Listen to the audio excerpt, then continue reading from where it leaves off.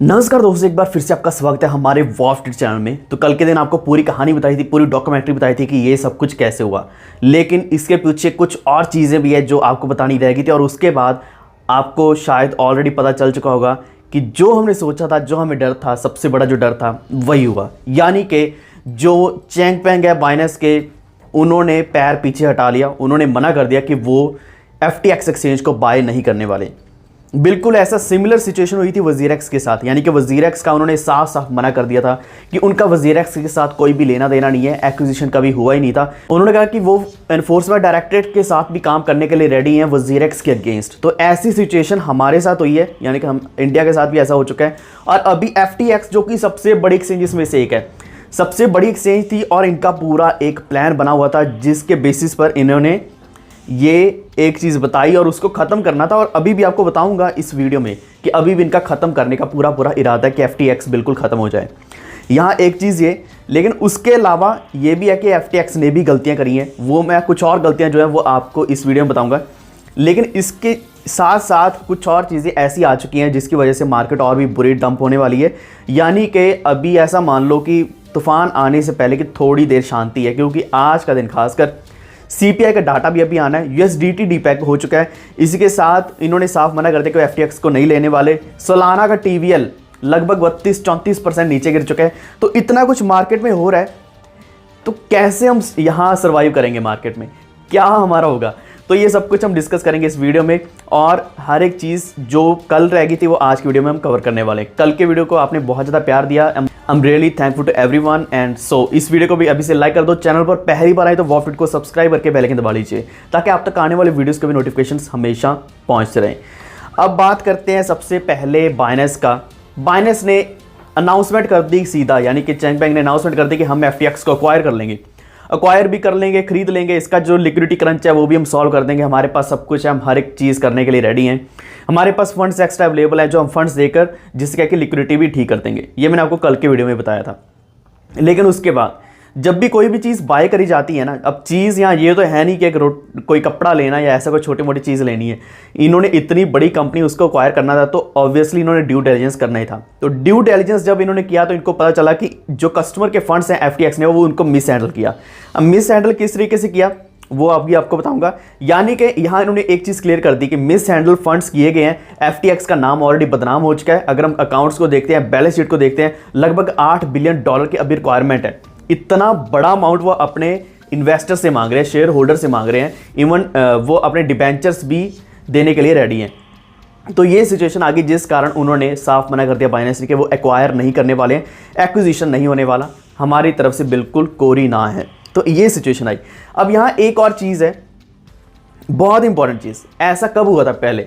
2014 में mount Gox exchange का भी बिल्कुल सिमिलर सिचुएशन थी। बिल्कुल ऐसी सिचुएशन थी जिस कारण माउंट गॉक्स ने बहुत बड़ा लॉस पहुंचाया था overall market, overall crypto market को। और अभी हम वही चीज़ देख पा रहे हैं। USDT जैसे, सोलाना जैसे बड़े प्रोजेक्ट्स के ऊपर बहुत बुरा प्रभाव पड़ रहा है। इसी के साथ जो FTX के सैम है, यानी कि SBF, तो उन्होंने कहा कि अभी वो और भी कई सारे ऑप्शंस ढूंढेंगे। ऑप्शंस ढूंढ के वो इस चीज़ को सॉल्व करने वाले हैं, यानी कि वो पीछे नहीं हटने वाले। ऐसा नहीं कि डोगोन की तरह जैसे कि लूना का वो भाग ही गए, उसके बाद उन्होंने उस चीज़ को संभाला ही नहीं, बस एक नया कॉइन लॉन्च कर दिया। तो ये इस चीज़ को देखने वाले हैं। फिलहाल तो यही बोल रहे हैं, कल का नहीं पता, कल के दिन तक शायद मुकर जाए। तो अभी फाइट करने वाले होपफुली कुछ ना कुछ नया लेकर आएंगे, जिस कारण इन्होंने अपने जो इन्वेस्टर्स हैं उनसे $8 बिलियन के फंड्स मांगे हैं, ताकि वो अपने जितने भी फंड्स की कमी हो रही है, लिक्विडिटी कम है, उस लिक्विडिटी को कवर कर पाएँ।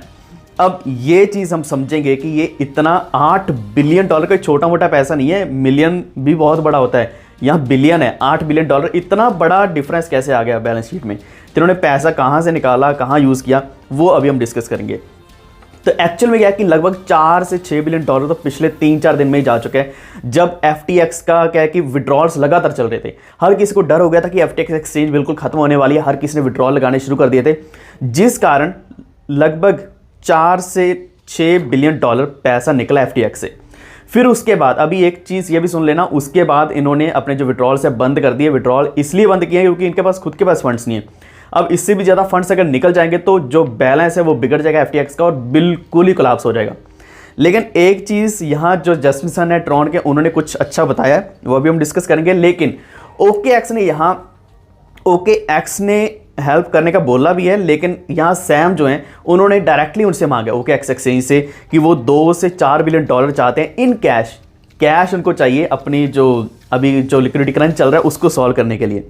इसी के साथ अब यहाँ इंपॉर्टेंट चीज़ जो माउंट गॉक्स के साथ रिलेटेड है, अगर यहाँ ऐसा होता है कि FTX एक्सचेंज को बाय कर लिया जाता है बाइनेंस के द्वारा। बाइनेंस इस वक्त पूरे क्रिप्टो वर्ल्ड का एक इकलौता ऐसा जायंट है, एक ऐसी कंपनी जो रूल कर रही है। अब रूल किस तरीके से कर रही है, गलत तरीके से भी कर रही है, वो हम अभी डिस्कस करेंगे, हर चीज़ डिस्कस होगी।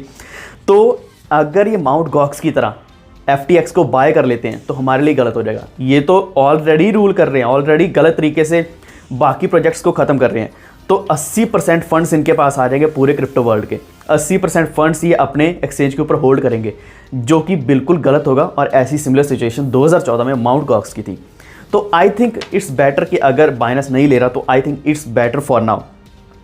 लेकिन यहाँ जो सैम है यानी कि जो FTX के CEO हैं, उनका कहना ये भी है कि उन्होंने अपने पर्सनल फंड्स भी लगाए हैं, लेकिन उसके बाद पर्सनल फंड्स भी यूज़ हो गए हैं और जो पैसा इतना ज़्यादा निकल चुका है एक्सचेंज से, उसके बाद अब इनके हालात इतने बुरे हैं कि उन्होंने विड्रॉल बंद कर दिए।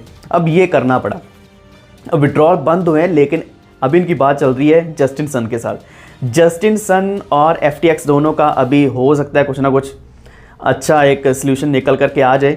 वो ये है कि जितने भी ट्रॉन के होल्डर्स हैं, अब ट्रॉन का मतलब ये है कि उसके इकोसिस्टम के जितने भी कॉइन्स है, BTT है, जस्ट है या फिर एप एंड FT है, उसकी तो खैर वैल्यू नहीं है, ऐसे जितने भी कॉइन्स हैं उनको आप विड्रॉ कर पाओगे। वो विड्रॉ करने के लिए सोल्यूशन निकाला जा रहा है FTX के साथ। अब यहाँ तक पूरी कहानी है।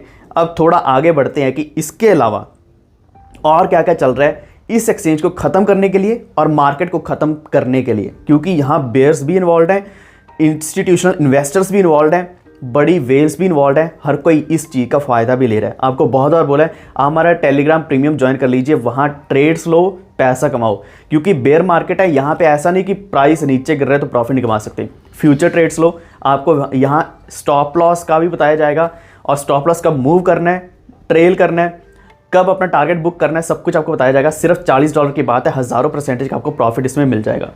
तो ये इस चीज़ का ध्यान रखिए और अपना अभी से प्रीमियम ले लो, सिर्फ $40 का मिल रहा है। अब आती है बात, हालात और बुरे किस तरीके से हो रहे हैं। USDT डीपैक हो गया, जो कि कभी नहीं होना चाहिए था। इनफैक्ट जो टेथर के इस वक्त CTO हैं, उन्होंने बोला कि 10 बेसिस पॉइंट्स तक का इतना का फ़र्क पड़ सकता है, लेकिन हम डीपैक नहीं होने देंगे।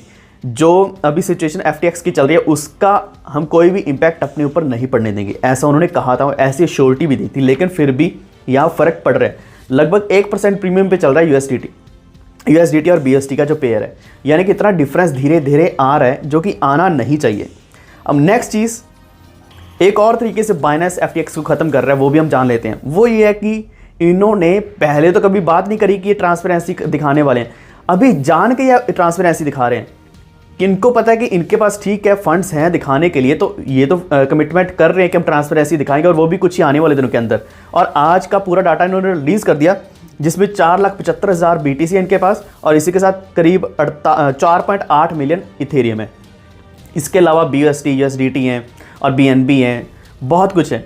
तो ये इन्होंने रिवील किया सिर्फ ये दिखाने के लिए कि हम दिखा सकते हैं, हमारे पास ट्रांसपेरेंसी है और बाकी को भी ट्रांसपेरेंसी दिखानी चाहिए, या फिर इसको as a proof of reserves भी दिखाएंगे आने वाले समय में, जो कि गलत चीज़ है। अभी जो FTX के ये हालात चल रहे हैं, तो अभी उनको ये नहीं करना चाहिए था कि हाँ वो एक्सचेंज बुरी है, बाकी एक्सचेंज भी बुरी है, तो आप हमारे पास आ जाओ। ठीक है, आपको कस्टमर्स चाहिए, आपको ट्रेडर्स चाहिए, इन्वेस्टर्स चाहिए अपनी एक्सचेंज के ऊपर, वो अच्छे तरीके से भी तो ला सकते हो। ये नॉन एथिकल तरीका है, खुद को अच्छा दिखा के बाकी को बुरा बनाना। अब आती है अगली चीज़, यहाँ फाइनल चीज़ मैं बतानी भूल गया था, वो ये कि इन्होंने लगभग $4 बिलियन फंड्स FTX से निकाले थे, अल्मेडा इनकी जो अपनी जो फर्म है उसको सपोर्ट करने के लिए। तो ये हम चीज़ कल भी डिस्कस कर चुके थे, लेकिन अभी आपको दोबारा बताना जरूरी था कि इनका इतना पैसा कहाँ गया, लगभग $8 बिलियन का यहाँ अमाउंट का डिफरेंस क्यों आया। तो ये सारे हालात चल रहे हैं। एंड एक चीज़ की हमें वेट है, शायद वीडियो बनाते हुए या फिर जब आप देख रहे होंगे तब तक ये डाटा बाहर आ चुका होगा। CPI डेटा का बेसिस पर प्राइस और भी ज़्यादा नीचे जा सकता है। मेरी एक्सपेक्टेशन ये है कि BTC अगर 12 से $14,000 तक जाएगा, दैन फॉर श्योर वहाँ से हमें एक लंबी रैली ऊपर को दिख सकती है। इस चीज़ की मैं बहुत लंबे समय से वेट कर रहा हूँ और आपको कई बार बता भी चुका हूँ पिछले लगभग 6 महीने के अंदर। अब आखिरी चीज़ थोड़ी और बता देता हूँ सोलाना के बारे में। सोलाना के टीवीएल लगभग 32% नीचे आ चुका है, जो कि $423 मिलियन रह चुका है।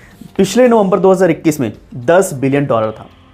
इतना ज़्यादा नीचे आ चुका है। सोलाना के हालात भी बुरे हैं, लेकिन इसका यहाँ मतलब यही है कि सिर्फ FTT के कारण सोलाना भी सफ़र कर रहा है, BTC सफ़र कर रहा है, होल क्रिप्टो मार्केट सारे ऑल्टकॉइन सफ़र कर रहे हैं। सिमिलर सिचुएशन लूना की थी। लूना ने भी कुछ ऐसे हालात पैदा किए थे और कई सारे ऐसे प्रोजेक्ट्स आए हैं जो मार्केट के बुरे हालात करके चले जाते हैं, निकल जाते हैं, लेकिन हमारे हालात क्या बुरे होते हैं। अब इनको तो $8 बिलियन चाहिए, हमारे हज़ारों डॉलर अगर लगे हैं, $100, $1000 भी लगे तो वो भी हमारे लिए बहुत ज़्यादा कीमती है।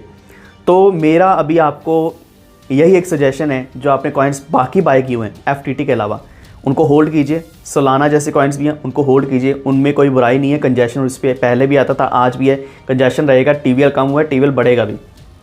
होल्ड करो, अच्छा प्रॉफिट मिलेगा आने वाले समय में। लेकिन आपका क्या मानना है, अपनी भी सजेशन नीचे कमेंट ज़रूर करना।